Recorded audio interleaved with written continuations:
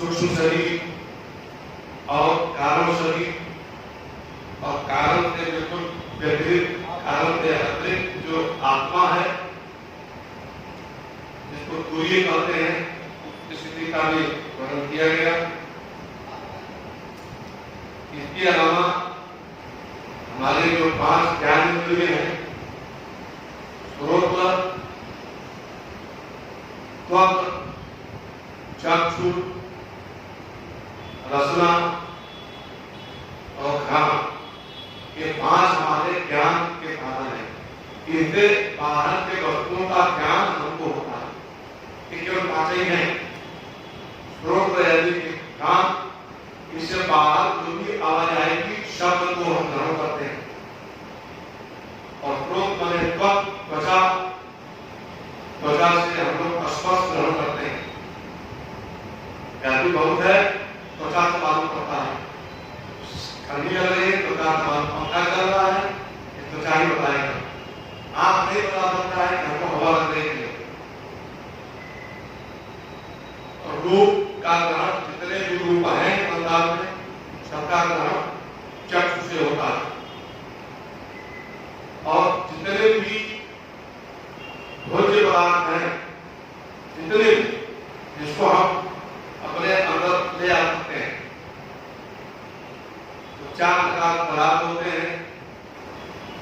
भक्ष्य, भोज्य, चोष्य, लेस्य, है ना? ये 4 प्रकार के पदार्थ होते हैं। भक्ष्य माने जैसे चावल, दाल, रोटी, सब्जी हम लोग चबा चबा कर खाते हैं। कैसे खाते हैं? दाल को चलाते हैं, काटते हैं, चबाते हैं, तब खाते हैं। और दूध पीना हो तो क्या करेंगे? मुंह से चबाएंगे, क्या करेंगे? जाएंगे, ठीक है। एक हो गया भोज्य, चबा के खाना। एक हो गया भक्ष्य, मतलब का भक्षण कर रहे हैं, पी जाने। और तीसरा है चोष्य, गांव में आम का बीज जूता, हर गांव में जूता होता है। आम पक के गिरा तो घर से क्या करते हैं? लोग चूस जाते हैं, चूसते नहीं चूसते, तो हो गया चोष्य। डरना कैसे खाते हैं? चूस करके। तो जो चूस कर खाया जाता है तो वो चोष्य होगा। और तीसरा है लेस्य या चाप। जैसे शहद खाना है, शहद कैसे खाएंगे? चाप के खाएंगे। शहद को चाटा जाता, चटनी चाटा जाता। आजकल टोमेटो सूप, पराठे सूप तमाम बन गए हैं, है ना? टोमेटो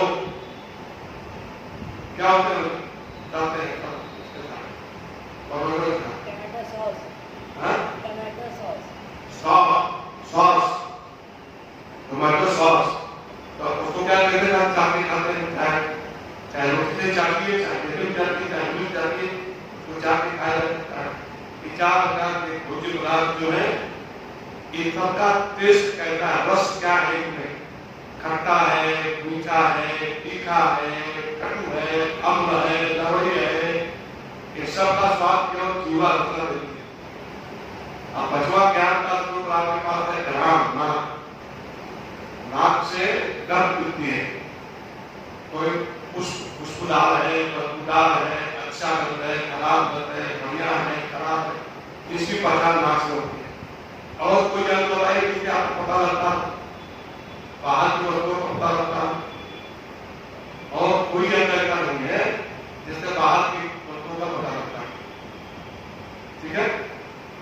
तो ये आपको ज्ञान इंद्रिय बता दिया गया और कर्म इंद्रिय भी बताया गया। कर्म इंद्रिय क्या है? हमारे पास बोलने के लिए मुख है। इसे यंत्र में 2 इंद्रियां, एक तो कल्पना और दूसरा मुख, वाक इंद्रिय। तो वाक इंद्रिय हो गई, एक कर्म इंद्रिय है, जिसे हमारी, जिसे मतलब ज्ञान इंद्रिय का तात्पर्य हो गया बाहर से अंदर को हमको ज्ञान होता है, अंदर की चीजों को बाहर निकालने के लिए ओंकार नेत्रीय होता है।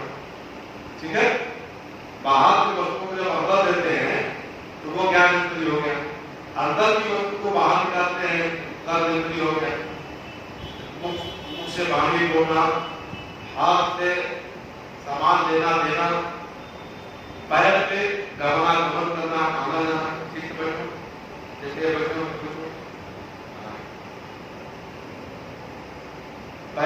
पैर से गमनागमन करना है ना। कितने हो गए? 3। और जिस हाथ से हम लोग लघु संज्ञा करते हैं उसको उपस्थ बोलते हैं, तो उससे हम लोग जो है मूल दान बाहर निकालते हैं। और 5वां है गुदा, जिससे जो कुछ खाते हैं जो का बल बनता है तो बल भाग को बाहर निकाल देते हैं। बोलते हैं 5 हमारे पास कर देते हैं। इन सब का वर्णन कल आपको कर दिया गया था। इसके बाद प्रश्न आया था कि ये अवस्था त्रय क्या है। अवस्था त्रय 3 अवस्थाएं हमारी है, प्रत्येक मनुष्य की 3 अवस्थाएं हैं। एक तो जागृत हम सब लोग देख रहे हैं, तो जागृत में बाहर के जो भी पदार्थ हैं इन सबको हम अंदर लेते हैं, अपने भीतर ले आते हैं। चाहे कोई वाणी से बोल रहा है उसको सुनते हैं, है ना, चाहे कोई बाहर कोई चीज रख के उसको बोले खा लेते हैं, चाहे कोई खड़ा उसका रूप देखते हैं, चाहे कोई जो है कोई बच्चा बाकी बैठ गया इसको हम जान जाते हैं, है ना, चाहे कैसा स्वाद हमको खाने में मिल रहा है जान जाते हैं। ये 5 जो विषय है शब्द, स्पर्श, रूप, रस और गंध, ये 5 विषयों को हम जागृत अवस्था में बाहर से अंदर को लेते हैं। तो जब सोने लगते हैं तो पहले स्वप्न आता है, दूसरी अवस्था होती है स्वप्नावस्था। स्वप्नावस्था में आंख बंद होती है तो बाहर कोई पदार्थ अंदर आ नहीं रहा, कान से बाहर किसी स्रोत करा है उसको नहीं पाते, है ना। और हमारे शरीर पर चींटी बैठी है, चींटा बैठा के सांप चढ़ के फल खाया बैठ गया है, पता ही चलता है ना। तो इस तरह से बाहर की कोई लोग अंदर नहीं आ रही, जिस शब्द देखते हैं स्वप्न में जैसे सरकार चीजें दिखती हो स्वप्न में सब चीजें दिखती है। इसका मतलब जो चीज बाहर दिख रहा है वो चीज अंदर भी दिख रहा है, आप बिना इन यंत्रों की सहायता के ही अंदर दिख जाता है ना। तो उसको बोलते हैं स्वप्नावस्था। और उसके बाद गहरी सुषुप्ति में चले जाते हैं, निद्रा में चले जाते हैं, गहरी निद्रा। जब गहरी निद्रा में जाते हैं तो आपको बाहर कोई दिखाई देता है नहीं, भीतर कुछ दिखाई देता है नहीं, कुछ भी दिखाई नहीं देता, यानी कुछ भी ज्ञान नहीं होता, लेकिन एक अनुभव होता है कि हम तो सो गए थे, कुछ जान नहीं पाए क्या हुआ, तो आनंदमय नींद आई, खूब सुख रूप से हमने सोया। तो सुख का अनुभव हमको होता है, सुख का अनुभव होता है, लेकिन बाहर या भीतर के किसी अन्य पदार्थ को किसी दूसरे पदार्थ को हम नहीं जान पाते। इसलिए हमारी जो आत्मा है वो वास्तव में जो भगवान का नाम है सच्चिदानंद, भगवान सत्य है, चेतन है और आनंद स्वरूप है, और वही मेरी आत्मा, भगवान ही आत्मा के रूप में अंदर बैठे हैं। तो यह हमारी आत्मा कैसी है? सत्य है, चित है और आनंद। जब रात्रि में हम गहरी निद्रा में सोते हैं तो हमारे जो जीवात्मा है अपने मूल आत्मा के पास रहती है, लेकिन दोनों के बीच में माया का पर्दा है, जिसको अज्ञान कहते हैं, अविद्या। यह अविद्या नामक पर्दे के कारण हम कोई चीज नहीं जानते, लेकिन अनुभव करते हैं कि दोनों का स्वरूप एक ही है, जीवात्मा का और परमात्मा का स्वरूप एक ही है। ईश्वर अंत जीव अविनाशी चेतन अमर पकड़ सुखराशी। इसलिए उसको हम जान जाते हैं। जब जान जाते हैं तो हम क्या करते हैं कि इसको जो परमात्मा का आनंद स्वरूप है, आनंद की अनुभूति हमको होती है, लेकिन अज्ञान के नाते कुछ जान नहीं पाते। अब कितना ही भेद है परमात्मा से और आत्मा, हमारे तो आत्मा है कि जीवात्मा अविद्याग्रस्त है, अज्ञान से ग्रस्त, और परमात्मा सब ज्ञान वाला है, सदैव सर्वशक्तिमान है, सर्वज्ञ है, सर्वेश्वर है, सब उसके विस्तार के कार्य महत्ता वाले गुण है। तो इस तरह से जागृत, स्वप्न, सुषुप्ति ये तीन अवस्था का वर्णन कर दिया गया था।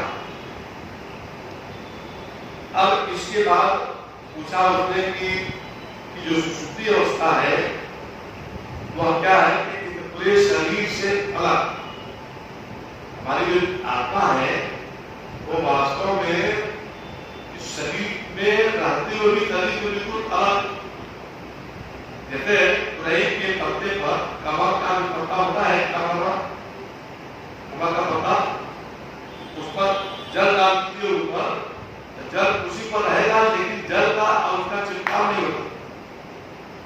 तो ठीक इसी तरह से यह आत्मा इस शरीर में असंख्य अयत पुरुषा, यह जो आत्मा है इसको पुरुष संज्ञा दी गई, यह असंख्य है। शरीर से, स्थूल शरीर से, सूक्ष्म शरीर से, कर्मा पढ़ रहे हो क्या? आयुष उर्दू पढ़ रहे हो?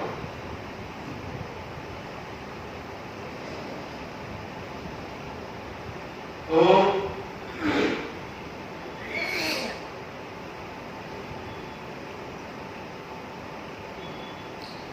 इसके पश्चात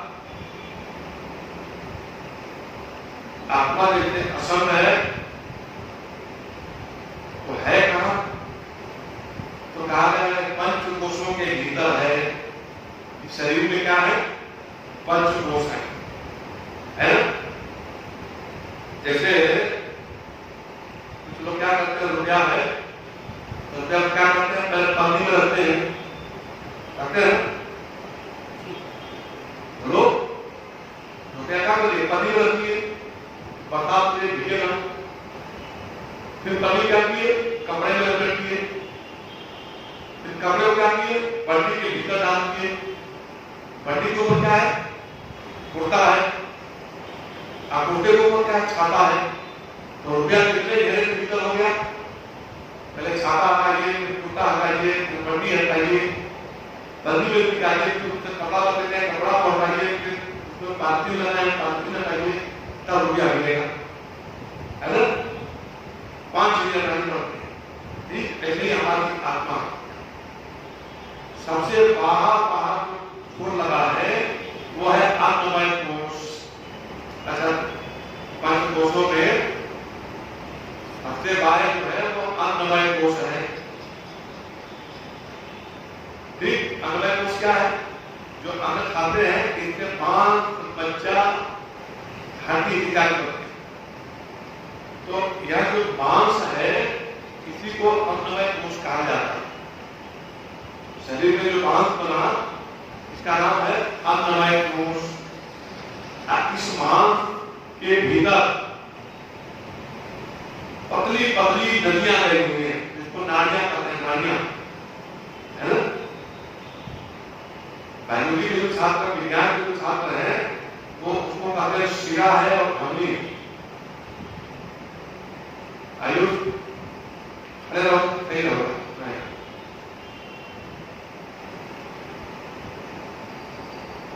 तो इसी मांस के भीतर जो है पतली पतली नदियां गई हुई है, जिसको शिरा और धमनी विज्ञान के साथ है ना? उसमें ब्लड भी बहता है, उसी में खून भी बहता है, उसी में हमारी प्राणवायु भी रहती है। क्या रहता है? प्राणवायु। तो प्राणवायु को हम लोग हवा देते हैं, हवा नाक से खींचते हैं, अंदर जाता है, अंदर कहां करता है? अंदर शरीर में फैलता है। इसको बोलते हैं 5 भाग में बढ़ जाता है। अब आप अंदर आई, फिर भीतर गई, यहाँ पे श्रम हुआ, फिर उसके बाद नीचे की ओर जाती है हवा, और कुछ हवा ऊपर की ओर जाती है, कुछ बाहर निकलती है। ठीक है, तो जो अंदर जा रहे हैं उसको बोलते हैं प्राणवायु। जो बीच में आपको रुक जाती है यहाँ पे हृदय में, उसको बोलते हैं तमाम वायु। ठीक है, और उसके बाद यहाँ पे जो बाहर निकलती है उसको बोलते हैं अपान वायु। और यहाँ पे ऊपर जैसे आप देखते हो कभी की जगह आती है, या आप भजन के जगह लेते हैं, वह वायु ऊपर तो उसको ज्ञान वायु बोलते हैं। यह ज्ञान वायु उसको तो ऊपर करके जो करता ही है, आपके शरीर का जो ब्लड है, इस ब्लड को पूरा धीरे तक यहाँ तक पहुंचाता है ऊपर, इसको बोलते हैं ज्ञान वायु। ठीक है, और उसके बाद भी जो बदबूदार गैस जो पेट में रह जाती है, वह वायु उसको एक करके गुदा भाग से बाहर निकाल देती है, तो उसको बोलते हैं उदार वायु। ठीक है, तो इस तरह से इस अन्नमय कोश के भीतर प्राणमय कोश होता है। दूसरा कोश कौन सा हो गया? प्राणमय कोश। प्राणमय कोश में प्राण, अपान, अपान, व्यान और उदान, 5 प्रकार की वायु होती है। अब इस प्राणमय शरीर के भीतर जा करके हृदय में ये प्राणवायु का हृदय तक जाता है, तो प्राणवायु के भीतर फिर हमारा मन रहता है हृदय में, उसको बोलते हैं मनोमय कोश। तीसरा कोश कौन सा हो गया? तीसरा कोश का नाम क्या दिया हमने? उसके आगे हम प्राणवायु के आगे बोल रहे हैं, तीसरा कोश क्या बोले? तीसरा बोला है मनोमय कोश। हाँ नो, अरे आपको पता तो नहीं पता। तीसरा हमारा हो गया मनोमय कोश। अब मनोमय कोश के भीतर भी हमारी बुद्धि रहती है। देखिए कितना भीतर जा रहा है, मनोमय कोश के भीतर बुद्धि रहती है, उस बुद्धि को कहते हैं विज्ञानमय कोश। चौथा कोश क्या हो गया? विज्ञानमय कोश। विज्ञान क्यों कहा गया? हम लोग किसी भी चीज का ज्ञान बुद्धि से ही होता है। आंख देखेगी जो है, कान सुनेगा, त्वचा स्पर्श करेगा, जिह्वा जो है रसना से आपको रस मिलेगा, नाक से गंध मिलेगा, इन सबको मन भीतर दया करके बुद्धि को दे देता है। तो बुद्धि निश्चय करता है, उसी से ज्ञान होगा। तो ज्ञान किससे होता है? बुद्धि से, है ना? तो चूंकि ज्ञान हो रहा है, अब बी क्यों लगा दिया? विशिष्ट ज्ञान। विज्ञान का तात्पर्य क्या हो गया? विशिष्ट ज्ञान। तो विशिष्ट ज्ञानमय कोश, इसे उसका नाम कर दिया बुद्धि का विज्ञानमय कोश। अब उस विज्ञानमय कोश के भीतर आनंदमय कोश का है ना? आप अपने बुद्धि को एकदम निश्चेष शांति से बैठ जाइए, आप किसी भी चीज पर विचार मत करिए। तो क्या करते हैं? शांति से बैठे करेंगे ये तो बाहर से है, अंदर से आपको ही पता लगता है जब बुद्धि कोई विचार नहीं करेगी तो मन अपने आप शांत मालूम पड़ता है। वो जो शांति की स्थिति होती है वो है आनंदमय कोश। पांचवा हो गया आनंदमय कोश। ठीक, और उस आनंदमय कोश के भीतर आपकी जीवात्मा है। अगर आप विचार करेंगे कितना स्वच्छ जीवात्मा है, आप इतनी, एक तो प्राण को तो हम लोग समझ लेते हैं, प्राण चल रहा है समझ आ जाता है, मन समझ आता है, मन को खाली कंपन होता है, हाँ मेरा मन है, मेरा मन खराब हुआ, मेरा मन अच्छा है, मेरी बुद्धि काम नहीं कर रही है, मेरी बुद्धि तेज है, मेरी बुद्धि बड़ी कमजोर है। कि बुद्धि को क्यों हम जान पाते, देख नहीं करते, समझ नहीं सकते। ये इतनी सूक्ष्म चीजें हैं, अत्यंत सूक्ष्म। इसीलिए इसका नाम सूक्ष्म तरीका है, अत्यंत सूक्ष्म है। अनुभव कर सकते हैं, लेकिन उसको आप किसी तरह पकड़ नहीं सकते। ठीक है? तो आनंदमय कोश के भीतर अत्यंत सूक्ष्म हमारी जीवात्मा या आत्मा रहती है। अगर आप चार नदी के कितने ताकतवर जमराज जी महाराज ने कि 5 घोरों के भीतर रहने वाली जीवात्मा को भी इतनी सूक्ष्म चीज को भी वो आते हैं, बाप बेटे हैं, पकड़ लेकर काट लेते हैं। विचार करें जमराज कितने ताकतवर है। जो चीजें हमको कभी समझ नहीं पाते, मेरे ही भीतर है, हमको पता ही नहीं लगता, केवल अनुभव करते हैं, वह इतनी सूक्ष्म चीजों को जमराज जी महाराज लेकर चले जाते हैं। ठीक है? इस तरह से आज आप लोगों को पंचकोशों का वर्णन किया गया। ठीक है? अब 5 कोशों में आप जो है इन 5 कोशों में जब अपनी मर्जी होगी विचरण करते रहते हैं। 5 कोशों में अच्छी बातें किसी में नहीं, आप 5 कोशों में आप विचरण करते रहते हैं। इसलिए 5 कोश में विचरण करने के नाते ये 5 को चैतन्य मालूम पड़ते, चेतन मालूम पड़ते। नहीं वास्तव में है जड़, वास्तव में जड़, लेकिन मालूम पड़ते हैं चेतन। इसलिए यह जो शरीर का धर्म है, सुख दुख किसको प्राप्त होता है? मन को। क्योंकि मन में भी वही जीवात्मा घूमती रहती है, तो वो अहंकार पकड़ लेती है, तो वो कहता है सुख दुख मुझको सुख दुख बहुत हो रहा है, आज मैं बड़ा सुखी हूँ, आज मैं बड़ा सुखी हूँ, है ना?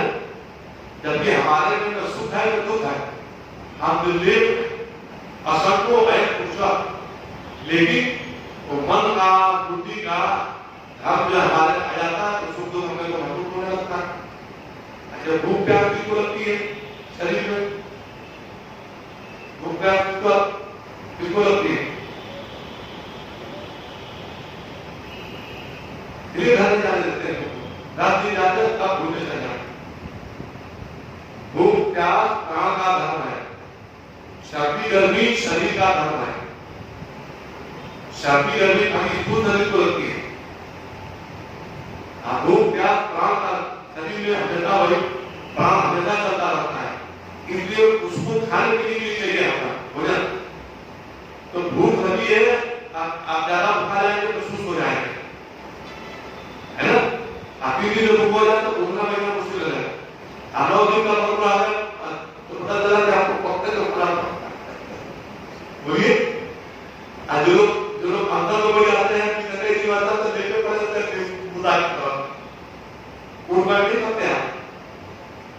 मन काम करेगा, बुद्धि काम करेगी, इसका आप तो करेंगे, स्थिति हो जाते हैं, धीमी गति हो जाती है।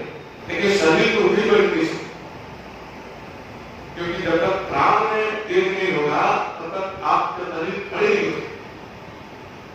ठीक है?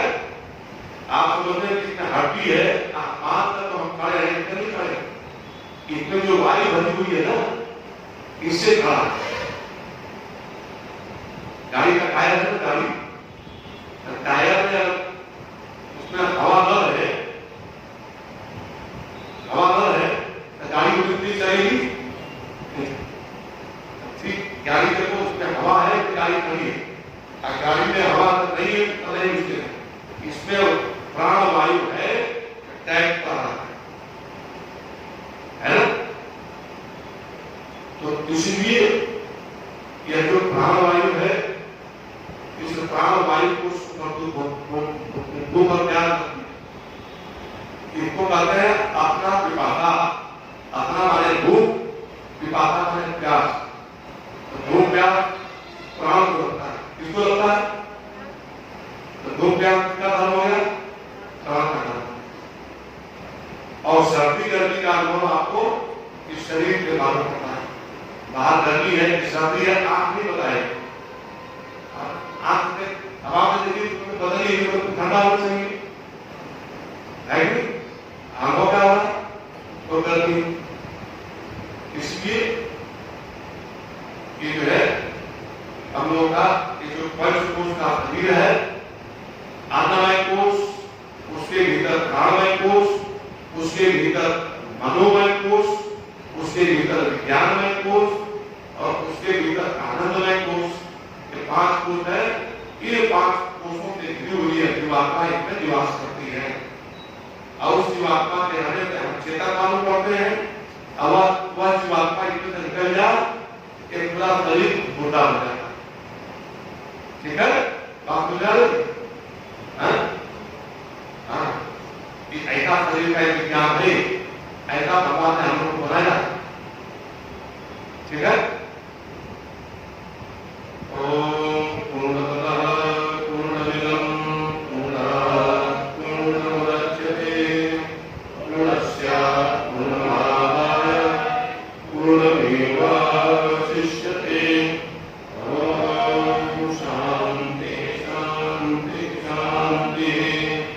शंकरं शंकराचार्यं केशवं बादरायणं सूत्रभाष्यकृतौ वन्दे भगवन्तौ पुनः पुनः। ईश्वरो गुरुरात्मेति बुद्धिभेदाविभागिने व्योमवद्व्याप्तदेहाय दक्षिणा